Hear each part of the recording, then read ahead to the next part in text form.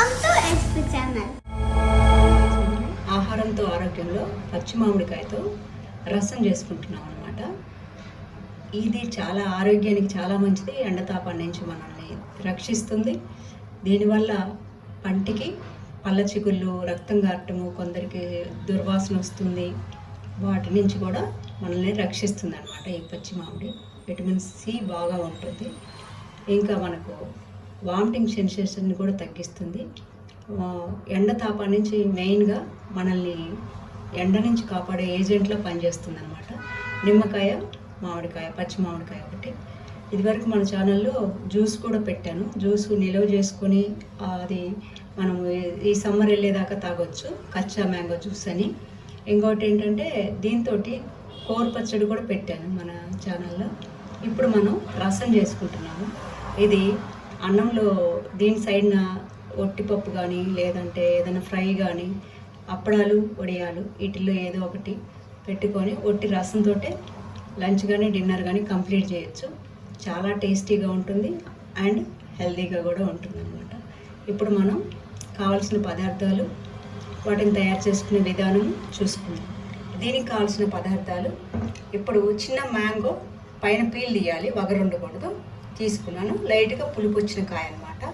దీనికి తాలింపులో వేయడానికి 5-6 ఎల్లుల్లి రెప్పలు, ఒక పించ్ పంచదార, కొంచెం సైంధవ లవణం కానీ, క్రిస్టల్ సాల్ట్ కానీ, కొద్దిగా పసుపు, ఒక స్పూన్ నిండా, ఒక 10-15 వరకు మిరియాలు, ఒక స్పూన్ నిండా జీలకర్ర, కొంచెం కొత్తిమీర, 4-5 పచ్చిమిర్చి. ఇంకా ఎండు కారం వేయాలి అక్కర్లేదు.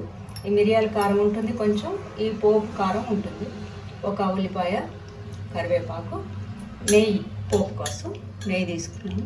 ఇప్పుడు ప్రాసెస్లోకి వెళ్దాం. ముందుగా గిన్నె తీసుకొని స్టవ్ మీద పెట్టేసి స్టవ్ వెలిగించి ఒక 1/2 లీటర్ వరకు వాటర్ పోతాం. ఈ ముక్కల్ని ఇందులో వేసి ఉడికిద్దాం.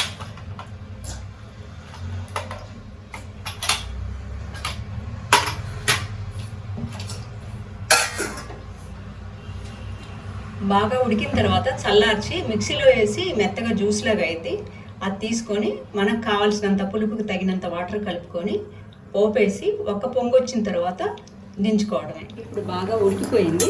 ఇది చల్లారిన తర్వాత మనం మిక్సీ జార్లో కానీ, లేదంటే మెదపొచ్చు, ఏదైనా చేయొచ్చు అనమాట. ఇప్పుడు ఉడికిపోయింది, ఇది బాగా మెత్తగా అయిపోయింది. ఇప్పుడు చల్లార్చిన తర్వాత రసం చేసుకున్నాం. చల్లారిపోయింది. మిక్సీ స్టవ్ వెలిగించి గిన్నె పెట్టుకొని అందులో 2 స్పూన్ల వరకు నెయ్యి వేసుకున్నాం.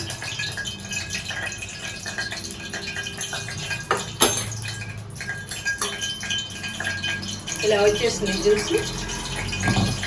ఇప్పుడు నూనె కాగింది, నెయ్యి కాగింది, ఆవాలు,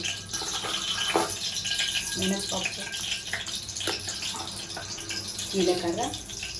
జీలకర్ర, మిరియాలు కలిపి ఇలా పొడి చేసి పెట్టాను. ఇప్పుడు ఇవి కూడా వేగిపోయినాయి. వేగిన తర్వాత ఉల్లిపాయలు, పచ్చిమిర్చి కూడా వేసుకున్నాం.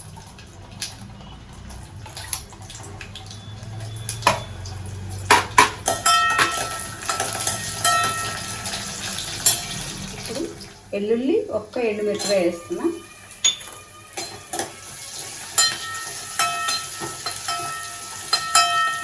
మళ్ళీ చారు కాగేటప్పుడు చారులోకి ఆ వెల్లుల్లి అరోమా అంతా వస్తుంది.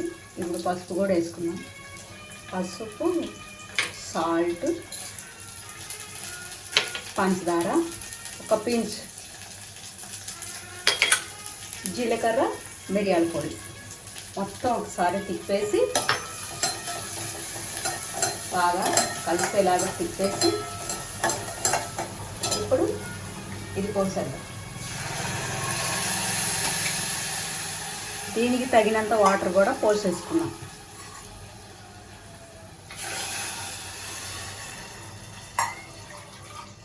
ఎంత పులుపు ఉందో చూసుకొని దానికి తగినట్టు పోసుకోవాలి. కాయ పులుపుని బట్టి మనం రసం బాగా కాగిపోయింది. ఇప్పుడు కొత్తిమీర వేద్దాం. కొత్తిమీర కట్ చేసి దించేసుకోవడం ఇంకా అయిపోయింది. ఆపేద్దాం స్టవ్. ఇప్పుడు గిన్నెలోకి తీసుకోవడం. ఈ రసం తయారైపోయింది, గిన్నెలోకి తీసుకున్నాము. దీంట్లో వైద్య గుణాలు కూడా చాలా ఎక్కువే. పంటి చిగుళ్ళను స్ట్రాంగ్ చేస్తుంది, నోటి దుర్వాసనని తగ్గిస్తుంది, ఎండవేడి నుంచి కాపాడుతుంది, ఇమ్యూనిటీని కూడా పెంచుతుంది. ఇది కంటికి కూడా చాలా మంచిది, రుచిని కలిగిస్తుంది, ఆ రుచిని పోగొడుతుంది. మనం ఎండలో కాసేపు బయట నుంచి వచ్చేసరికి చాలా వరకు కళ్ళు తిరిగినట్టు ఉంటాయి కొందరిలో. ఆ కళ్ళు తిరగటాన్ని కూడా పోగొడుతుంది. నోటికి నీళ్ళు ఉరటము, రుచిగా లేకపోవటము, ఇవన్నిటిని కూడా పోగొడుతుంది, రుచిని కలిగిస్తుంది అన్నమాట. బీపీని కూడా కంట్రోల్లో ఉంచుతుంది ఈ పచ్చి మామిడి. ఇది చాలా టేస్టీగా ఉంది, కొంచెం పుల్లగా, కొద్దిగా తీయగా, చాలా రుచిగా ఉంది. ఇది అన్నంలోనే కాదు, ఇడ్లీలో కూడా తినొచ్చు. సైడ్న ఏదో ఒక కర్రీ పెట్టుకొని ఈ రసంతో అప్పడం వడియాలు నంచుకుంటే చాలా బాగుంటుందన్నమాట. ఒకసారి చేసి చూడండి, మళ్ళీ మళ్ళీ చేయాలనిపిస్తుంది మీకు కూడా. Thanks for watching our channel.